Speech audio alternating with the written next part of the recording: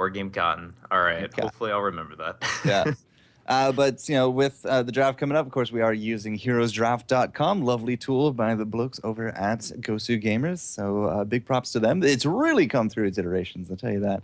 But first pick, first ban, going over to WGE, and it is going to be the Cursed Hollow as the pick. And of course, we got the Vikings ban. Very standard in terms of bans right now. Throwing away those Vikings, very complicated on this map and can be a problem for teams if they don't know how to handle it. On the other side, we do see that Team Refuse has banned out the Sylvanas. Don't want to put any map pressure on this map. No, absolutely not. You leave either of those heroes or sets of heroes to their own devices, and you're going to be finding yourself down a little bit more infrastructure than you'd probably like. So, Vikings out, Sylvanas out, not a problem. First pick, is it going to be? It's going to be our Nubarak, the most winningest warrior class that you can ask for right now, according to all the statistics out there. Those beetles are just so good, Kodank.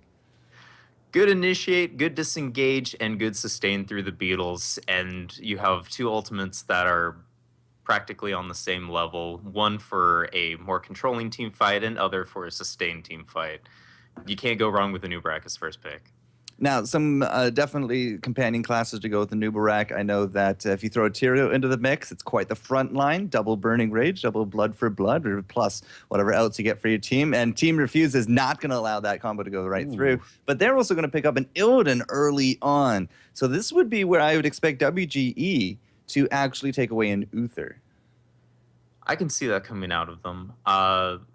Taking away Illidan and Tyrael, it's kind of the rise of the pseudo tanks. You're seeing less tanks that are more CC oriented, like your Diablo, like your ETC, in favor of these sort of more squishy but more damage output oriented tanks. And Illidan has been considered one of those, even though he is considered an assassin.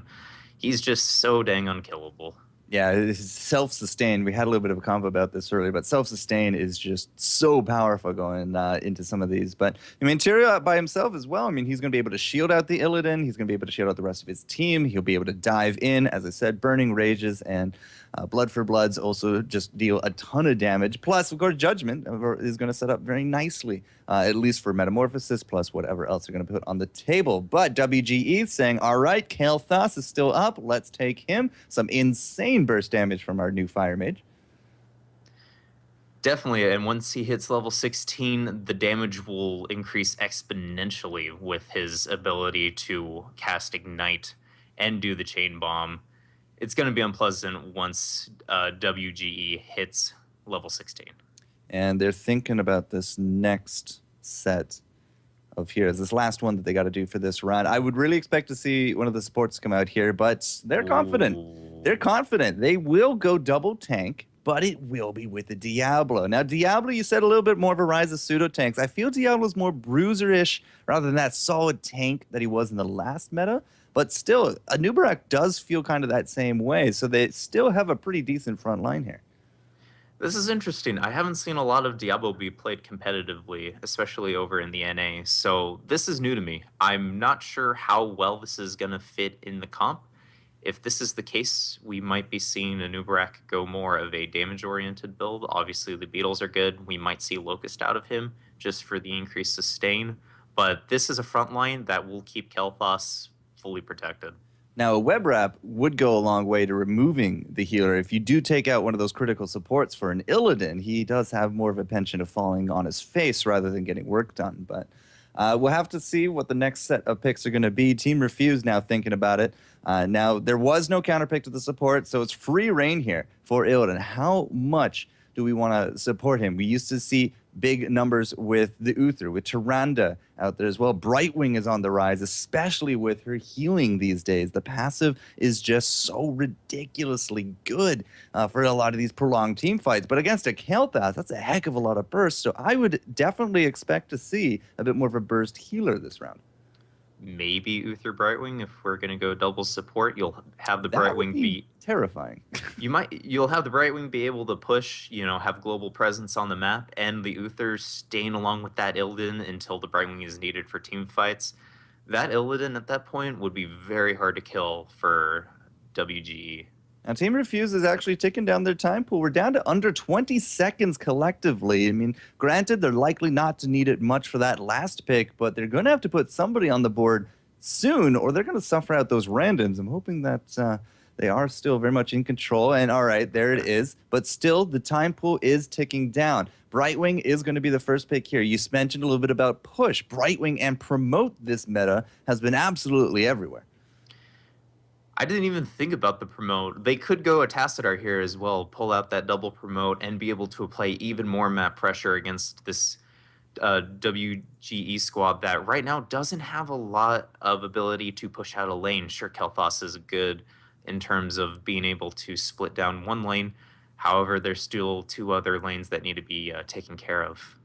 And they're going to put a Vala on the board. This is actually our first ranged, non-mage DPS that we have been seeing here. It's the lovely ladies of the storm is really taking a bit of a hit this meta, especially with the Kael'thas mix-up with the Nubarak there as well. But we used to see, Jaina's, Vala's, Sylvanas is all for first pick potential, but not here today. Today it's been all about the beef and those tanks. But Vala on the board, that's very nice to go on the back of an Illidan engage, on the back of a Tyrael engage. With good positioning, she should be able to stay out of reach of the Kael'thas, at least initially, but that will be up to Team Refuse. And this is where WGE can now finally put one of those supports up on the board, as well as, I would have to say, a ranged DPS at this point. But there's a Malfurion, and Malfurion is a very big Europe favorite. Yep, Malfurion being able to fully heal out his team in an AoE constantly at level 10 and being able to supply extra sustain through his talents. It's a good pickup here. I really feel like that they'll be able to mitigate what the Illidan is able to do once he tries to go in with meta through that Tranquility. And the Tranquility, especially with two very healthy heroes for that front line with the Diablo and Nubarak, that should get work done. It's really going to be up to them to make sure that ultimate is going to be used in the correct manner. But, again, we see a lot of Malfurion on the Europe side of things. We barely see him here over in NA in terms of favor of the Uther, of the Brightwing. Even Lili for a little bit there had a really good favor. We don't talk about that time. It was a horrible time. It was the dark times of heroes. Those 4 days were terrible. But right now, this is definitely a comp from WGE that is allowing them to fully sustain against this Illidan in the late game. They're banking on this KT right now and the power of Nubarak and Diablo to try to mitigate as much as possible what this Illidan's able to do. I still want to say you put a range damage here, but 3 melees to be thrown into the mix. Now, the good news is that Thrall has a lot of counter initiate with that Earthquake. You jump into him, that's all right. He will just hit every intruder with that Earthquake and stun them out for a good amount of time. If you catch the Brightwing as well, not that I expect to see a cleanse on this, if you catch them with that, it's going to remove that scenario there as well. So Team Refuse, they need to put up their last hero, and something comes to mind here. It is Cursed Hollow, it's a big map. I'm kind of favoring a Falstad here. Falstad will work for, a more global game in terms of being able to control map objectives. I would still say Tassadar, however, I'm heavily biased towards that champion. I feel like that would just be able to force walls. Are you just begging for a force wall? No, not even force walls. Just up. All right, and there it is.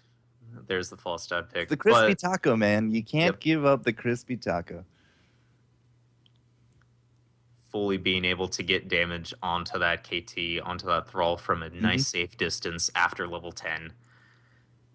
So, Tyrael goes in with the Judgment. We got Falstad to follow up with Lightning. We got, with the Hinterland's Blast. We got Illidan to go in with the Metamorphosis. There's not really a huge amount of burst here from WGE. They got a Nubarak Diablo. How many Blood for Bloods at the end of it? I think only 2 with Thrall. Only 2. You can't get them on Kael or Malf, and I'm fairly confident you can't get on the Diablo. So, their early game is looking good. Their late game is going to be highly dependent on Malfurion to keep them in these fights, to try to just mitigate as much as he can over time. Because, Brightwing is going to be doing that anyways with that passive heal, a lot of healing over time.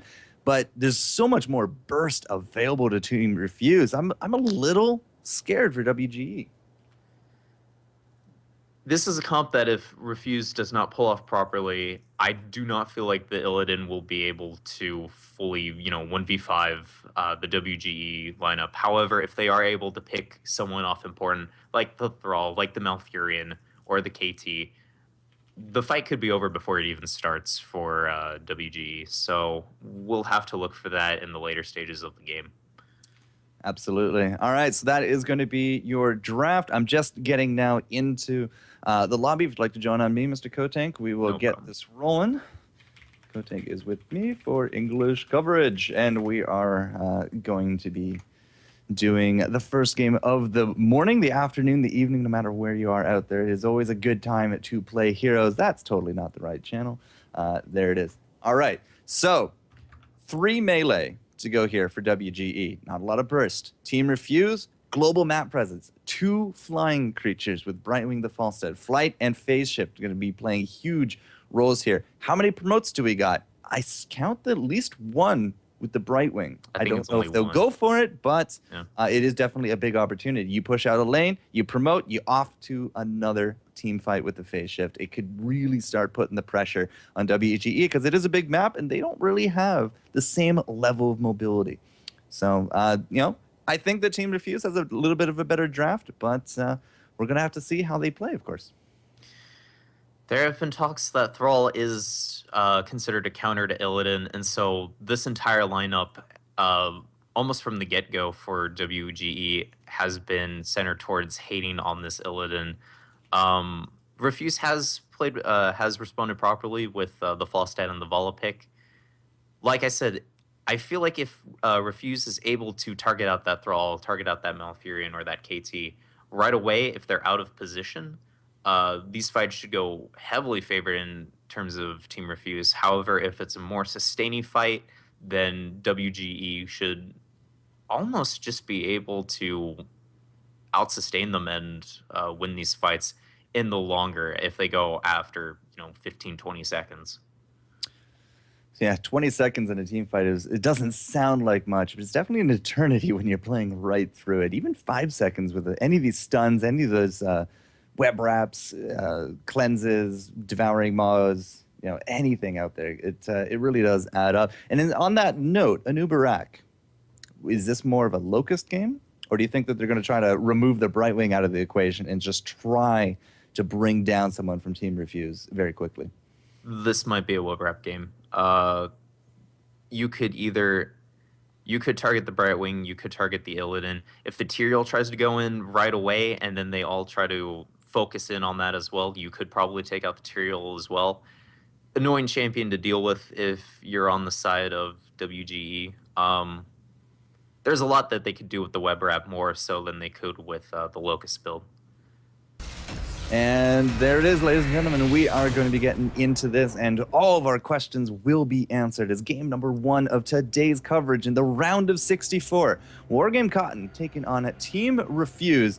And I don't actually know if I got their team names right, but we'll find out. I think it's Wargame Cotton on blue, but I actually could be wrong on that one. It says blue on Heroes Draft, so hopefully that's how it ends up.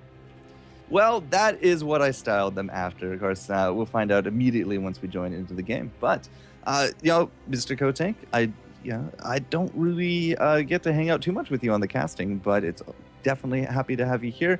And welcome to Europe, sir. This is my inaugural cast, so first time I'm doing it. I'm glad that I'm over in the European scene. I feel like that Europe right now is a little bit more developed. I know the NA guys will hate me saying that, but right now I feel like that there's a lot more players out there, and in turn there's a lot more good teams that are being made in the Europe side. So I'm glad to see what comes out of Europe right now.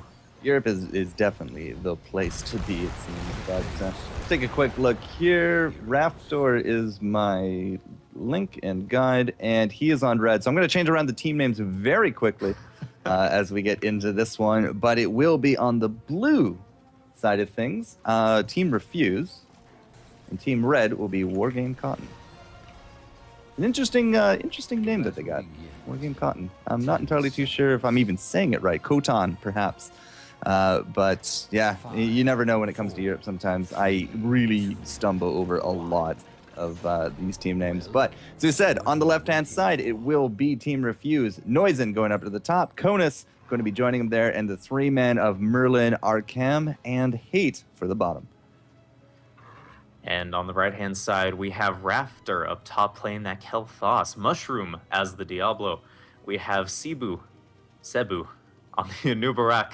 And finally, down at the bot lane, we have NX1701X on the Malfurion and Mio on that Thrall. So for the lane split up, we went 1-1-3 here from Refuse, but it's a 2-1-2 Wargame Kotan. Or I'm just going to keep calling him Cotton until somebody actually changes their mind on that one. So the two-man up against the three-man bottom, especially with that Vala out there, I mean, we don't really have too much to stop the push of Hate, Merlin, and Arkham. And I think that this is really going to call for a shift. And you already see the shift coming down as the two-man into the mid. Konus is going to get ganked out by Mushroom. But is it going to be Mushroom going into the bottom lane? They're going to leave Rafter top to deal with Falstead. It looks like Diablo is right now moving down to the bot lane to help them out. It's going to be a 3v3 down to the bot lane. But will Diablo make a difference, especially up against the range of Brightwing and Vala? He should be able to if he gets off a gank prop area, and here it comes down right now. Yeah, Hate is actually going to be the big guy that's going to get thrown over the shoulder there. Mushroom now going to go there for the Brightwing as well. But again, like, they can just kite this out so much. Illidan, with that evasion, with the heals coming out from Arkham as well. If you can't burst him down, the Brightwing's just going to put him right back to full health. The auto attacks are going to bring him back up to full health. And, well, they're going to go for it again, but I just don't see it happening. Unless that they pull off a perfectly timed amount of CC, both from the Thrall and the Diablo, I don't see this actually coming to fruition for them down here. And Noizen and Rafter have been going at it pretty hard into the top. Their hit points have been fluctuating quite a bit. Cebu and Konus as well. Nobody's going to be healthy for this tribute. And speaking of the tribute, you're about to see it into that bottom lane where the three-man are definitely living. We got the rotation from Mushroom. That's going to be enough there for Cebu to actually go back home. But again, we have a big advantage coming out for Team Refuse into the top because Falstad into the top can easily fly down. Raftor can't do the same. Unfortunately, he can't. He'll actually have to rotate, but it looks like that they're staying up in the top lane right now, trying to soak as much XP as possible. Hate right now is on the tribute, however, they're going to be pushed off.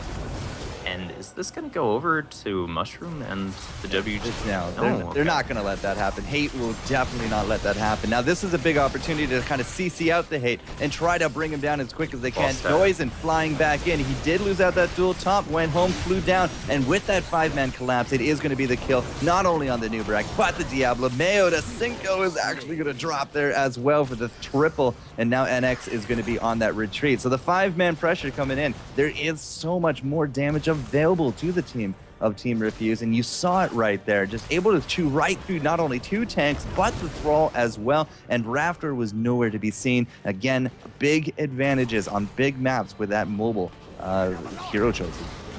KT unfortunately had to go back as well, and when you're talking about in terms of map mobility between Falstad and KT, I think Falstad has it a little bit more under control than the KT, able to get down there and cause that team fight to turn from a 4v4 into the 5v4 that it was.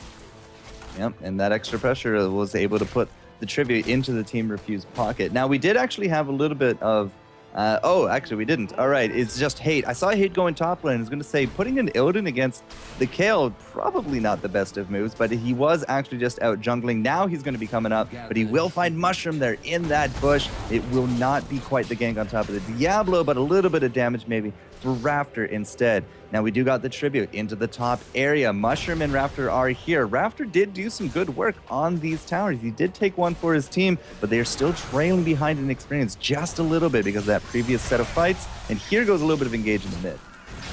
Tribute comes up, Brightwing immediately teleports onto the Illidan. It's going to be a 5v4 once again in favor of Team Refuse, but however, they do come in and oof, there's a lot of damage going down right now. Yeah, Mushroom is going to be out. Cebu again as well. The double tanks are really taking those beatings. Raptor has been facing Noisin by himself up into this top, but now with the rest of the team for reinforcements, he is going to have to back off. And once more, this tribute will go over to Team Refuse. That's 2 for 2 in their pocket. They're really setting up for the hat trick here. If they can get that early curse, we could be saying goodbye to some of these early forts. It seems like that when it's these 2v2 and these 3v3 kind of scrappy fights, they're both even. However, once all 5 members get into this team fight, Team Refuse is just easily able to dominate over WGE right now. This could be because KT not really at his full strength right now, and neither is Thrall, so the damage isn't quite there yet for WGE. If they can hold off, though, they might be able to start showing some signs of life later on. Yeah, the early game comp is for sure within the Team Refuse favor, but it's all about playing to the late game for these guys. Let that Kael'thas hit up to 16. Get the double burning rages. Sorry, you won't be able to do that. Get, an Uberak starting up to that level 16 as well. Gank down and bot. And all right, so the gank down there it is going to be successful on top of Malfurion, but it will not be a kill in the long run of it. Good eye, Mr. Kotank. You say you've done this never? I take a little bit of questioning gaze at that one. Here's the next tribute. It will be top. And if this is going to be a curse, it will be very contest. The Team Refuse has hit level 10, and I don't think that WG is going to go ahead and try to contest this when they don't have their ultimates up. All right, so Noise into the top. He's going to be able to push down Raptor a little bit. We've had Illidan out and about looking for some of those mercs, and we do got a ping now on top of this boss. This will be a good position because they just took out Kael'thas right over the wall. Did you see Konas come into that back? That's going to be a fort in a boss, almost guaranteed. I don't even see a lot of NA players go ahead and do that. That was very well played with Konas coming over that boss wall with his Q and just being able to pinch poor KT into the fountain, essentially, by killing him off. Yep. And we're still not level 10 here from Wargame Cotton. So they are going to just have to continue soak, continue trying to get as many merc camps as they can, defend against some of these lanes. You got Meow bottom. He is defending very nicely. Raptor is now going to be cleaning up the rest of top. And there goes the Bruisers for them as well. That will put us now into level 10, but the damage is so immense this early game. 10 seconds left on that Curse Kotank, and they're almost looking at level 13. This is, and there they go in with the Crispy Taco, taking KT immediately out. Unfortunately, Malfurion was not able to do it. Apoc does come up, Web Wrap as well. And it just looks like that Refuse is once again going to be able to just clean up this entire line that WGEA has put in front of them. Yep. Wow, that's a 4-man looking for the hat trick, looking for the quad and the ace as well. Complete team wipe here. Level 13 to 10, as I said. It's looking at that 13 talent tier as well as having just those base stats, those base damage numbers pumped up by 3 levels. It is so much to deal with. Immediately evaporating basically everybody here. We do got now that Phoenix coming out. That will force them back, and it will not go for a keep. But still, it is a huge early game favor for Team Refuse. And you said it, that web wrap coming out, it just did not matter by the end of it.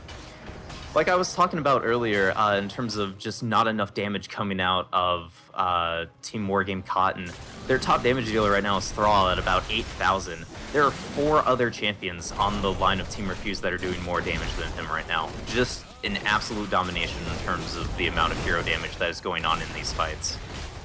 Apparently, I've had it at 1-0 for Team Refuse in a game of a best of 1, so I do apologize, ladies and gentlemen. I'm not entirely too sure why that didn't save, but be rest assured, it's only a best of 1, and it is 0-0. So, yep, that's 4-Core Jester's fault. All 4-Core Jester's fault. Either way, doesn't do best of 3. Aww. No, not this early on. It's gonna be best of 1 into a best of 3 for finals. So we will get a best of 3 into it, just not quite yet. Do apologize. Now we did actually get a boss here for Wargame Cotton, so that will keep the enemy team busy at least a little bit. This could be an easy gank on top of Noise, and everybody's heading down. Yep, they take the boss, and as the old Cursed Hollow saying goes, once you take the top boss, just go ahead and take the other boss as well. There isn't going to be much contesting from Team Refuse on this. However, Falstad is coming in, trying to get some poke down. hopefully Morgan Khan's able to take this boss down and be able to get out as soon as possible.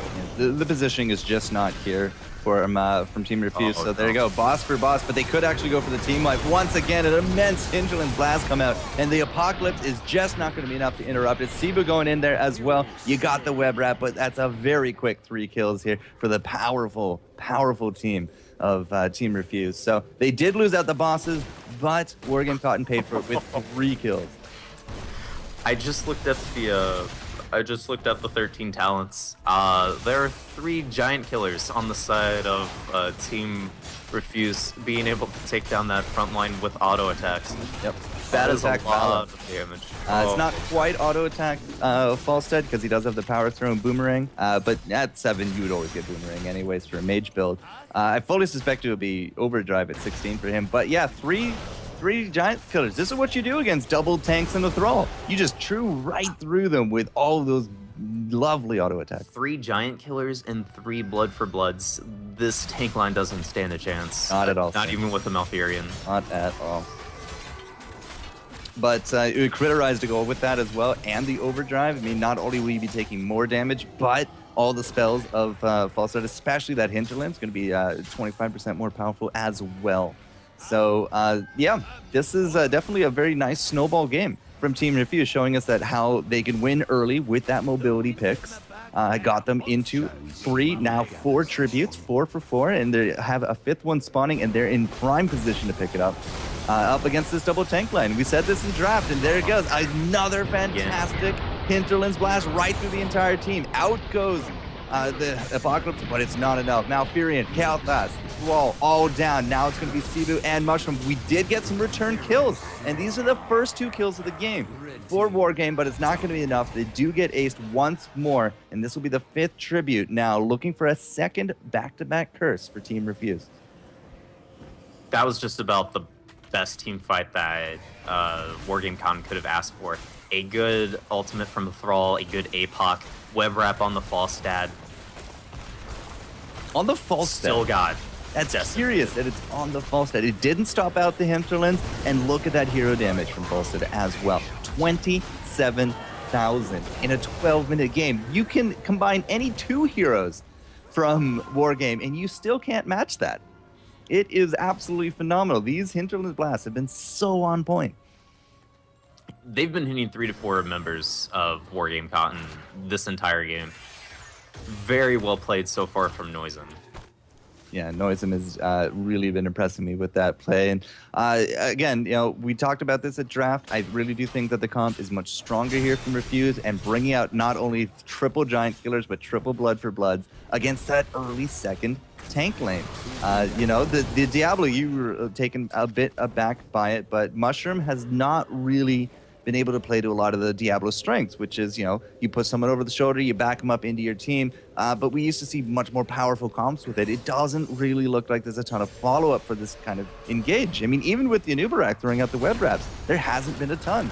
But we're going to go into this next fight, and it's going to be actually the engage from Cebu, but he's way too far forward. Finally, the stun comes out. There's not going to be a Hinterland for another 10 seconds. The Apocalypse is there as well, but Anubarak already down. They do take out Noise, and there's no Hinterlands here whatsoever, but the giant killers are just starting to work their way. The Malfurion was unprotected, and he is just going to drop with the rest of the team once more for what, the 3rd ace of the game, and this will be the 2nd curse back-to-back, and probably the end for Wargame Con. I feel so bad for that Anubarak. He goes in and just gets immediately popped from Team Refuse. He didn't stand a chance. Not at all, no. And now with nothing here to just stop the team of Refuse going in, the Falstead might be down, and that was the 3rd kill of the game for Wargame Cotton, but it is just not going to be enough. The giant killers, the blood for bloods, and some phenomenal early game play led them into a virtually flawless victory as we go in 24-3, and they are going to take game 1 of today's coverage and face against Nihilum in our next round here of the ETS Qualifier Cup number 11. You always kind of get those goosebumps as soon as you see just great Falstad ults, and I don't think we